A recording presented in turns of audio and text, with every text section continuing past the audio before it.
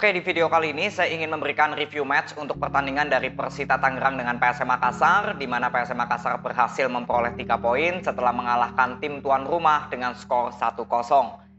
Jadi kita langsung bahas dulu dari starting line up ya untuk kedua tim, karena ini juga cukup penting. Di sini untuk Persita Tangerang yang saya soroti performnya adalah di Bustos. Ya, dan untuk PSM Makassar yang dari kemarin menjadi sorotan utama saya di Kenzo. Dan kalau kita lihat dari starting line up kedua tim, ini kedua pemain sama-sama tidak masuk sebagai starting line up dari awal. Ya, jadi saya juga ingin melihat tanpa Bustos untuk skema lini tengah Persita akan seperti apa, dan tanpa Kenzo lini tengah PSM Makassar akan seperti apa. Ya, dan di sini Fares Sudin bermain, dan untuk PSM Makassar ada Zaki Ashraf yang menggantikan posisinya Kenzo. Jadi kalau kita lihat ya di babak pertama, sebetulnya untuk kedua tim sangat terlihat jelas penyerangan dari sektor tengah ya memang belum terlihat hidup. Tidak adanya Bustos, tidak adanya Kenzo, ternyata tetap sama. Untuk sektor tengah dari kedua tim sama-sama belum ada kreativitas. Dari PSM Makassar dulu, memang yang terlihat di sini Zaki untuk peran barunya masih ya mungkin masih adaptasi. Jadi ya saya kira masih masuk akal. Ya, daripada Tavares gak berani untuk melakukan rotasi pemain, ya kalau kita lihat dari masalah pemain cadangan lini tengah PSM Makassar ya saya kira ini hal yang cukup bagus. Walaupun memang skemanya belum maksimal untuk sektor tengah PSM, tapi rotasi yang dilakukan oleh Tavares dengan memasukkan Zaki sebagai pemain tengah, ya saya kira ini sudah hal yang cukup bagus pilihan dari Tavares. Karena dari kemarin saya mengkritik kalau Tavares harus memiliki opsi untuk menggantikan sektor tengah yang pilihannya sangat minim. Ya, jadi ini juga menjadi penyebab menurut saya kenapa sektor tengah dari PSM gak terlihat terlalu bisa hidup. Ya, lalu untuk Persita Tangerang yang saya justru lihat kenapa sektor tengahnya gak hidup karena Fidal terlalu bermain melebar. Fidal terlalu bermain ke sayap kiri atau posisinya Irsyad Maulana. Ya, makanya kalau kalian lihat Jardel ya yang bermain untuk wingback kiri itu jarang sekali bisa melakukan overlap ke depan. Bedanya dengan M. Toha dengan Esra Sarul, ya kalian bisa lihat M. Toha lebih banyak untuk melakukan overlap karena ya Fidal posisinya gak ke kanan tapi ke kiri. Jadi kalau Fidal nggak bisa bermain sesuai dari positioningnya di pemain tengah yang lebih bermain ke kiri, ya tentunya di sektor kiri akan banyak pilihan Irsyad Maulana dengan Fidal.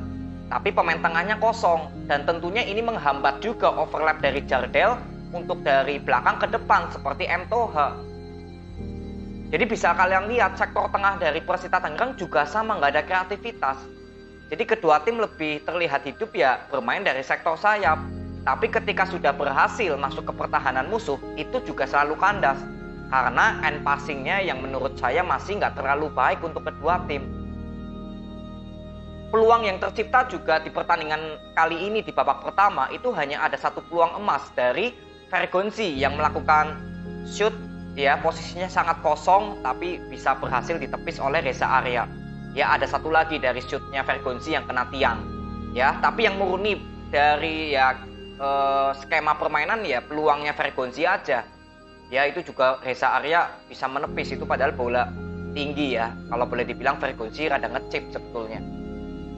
Jadi ya kalian bisa lihat bahwa memang penyerangan kedua tim selalu putus untuk masuk ke pertahanan kedua tim.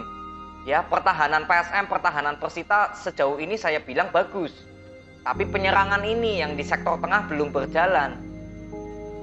Lalu kita masuk di babak kedua ya. Di babak kedua Bustos bermain, Kenzo bermain. Apakah membuatkan dampak? Tetap sama.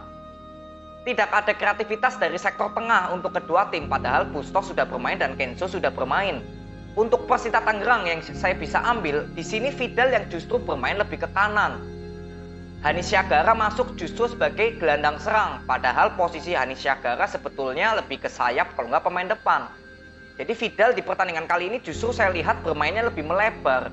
Padahal ini pemain yang saya bilang memiliki kreativitas di penyerangannya Persita hanya Fidal. Tapi justru bermain lebih melebar. Makanya ketika membangun serangan dari tengah seperti Pesinyong atau Hanis Syagara yang masuk ya, Sudin kan diganti. Ya tetap sama, nggak mengubah apapun. Bustos juga berapa kali ya performnya belum terlalu maksimal. Lebih banyak untuk mendelay permainannya Persita Tangerang daripada langsung memberikan passing. Sedangkan untuk PSM Makassar ketika Kenzo masuk, ini pun juga sama karena ya M. Arfan yang menggantikannya. Sebetulnya saya masih berharap bahwa lebih baik Zaki yang diganti daripada M. Arfan. Ya, karena kalau saya bilang masih terbukti duet mautnya Arfan dengan Kenzo ya pernah lah minimal menunjukkan hasil yang positif pada saat lawan Persib Bandung. Ya, tapi ya kembali lagi ini keputusan dari Tavares yang menggantikan M. Arfan. Jadi sebetulnya sektor tengah dari PSM juga tetap sama, belum ada kreativitas. Ya, Kenzo juga begitu masuk langsung bisa menciptakan gol pada menit ke-89. Itu juga sebetulnya gak terlalu cepat bolanya. Mungkin ada maksud untuk memberikan passing ke Everton. Ya, karena kan shootnya pakai kaki kiri ya, kalau nggak salah bukan kaki terbaiknya Kenzo. Tapi sempat kebentur Pesinyong. Sebetulnya itu bola cukup pelan ya, sangat pelan sekali. Untuk seorang kiper harusnya nggak ada masalah.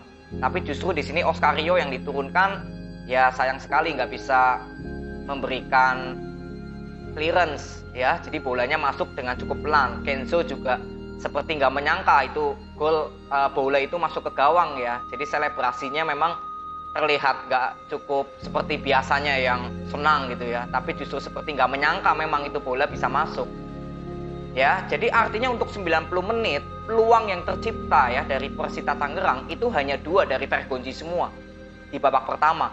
Sedangkan untuk PSM Makassar justru selama 90 menit itu hanya 1 peluang emas aja, yaitu golnya Kenzo. Sisanya ya setengah-setengah peluang. Shoot yang masih off target, yang masih mudah diantisipasi oleh kiper Persita. Ya, begitupun juga sama Persita Tangerang ya, peluang-peluangnya juga setengah-setengah. Melakukan shoot juga banyak yang masih off target. Ya, jadi yang saya bisa ambil di pertandingan kali ini untuk Persita Tangerang masih tetap sama di sektor depan. Untuk menciptakan peluang gol sangat minim juga. Lalu gaya permainan Persita yang lebih bermain tempo pelan, ya ini juga membutuhkan kreativitas kan. Nah justru Vidal yang bermain lebih ke lebar, ke sayap. Jadi sektor tengah Persita yang harusnya Vidal bisa memberikan kontribusi untuk pemain sayap atau pemain depan, ya ini nggak terlihat justru karena Vidal terlalu bermain ke lebar. Ya, Bustos masuk juga masih terlihat performnya nggak maksimal. Ini yang saya bisa ambil dari Persita Tangerang ya. Ini Persita Tangerang kalah berturut-turut karena gak berhasil menciptakan gol. Padahal pertahanannya masih so far oke lah, kemasukan 1-1 lawan PSM dan Bayangkara. Tapi masalah menciptakan golnya ini 0.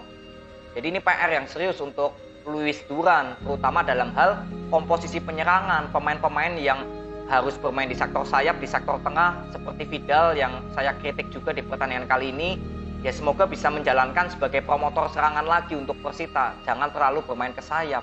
Ini yang saya harapkan dari Persita Tangerang.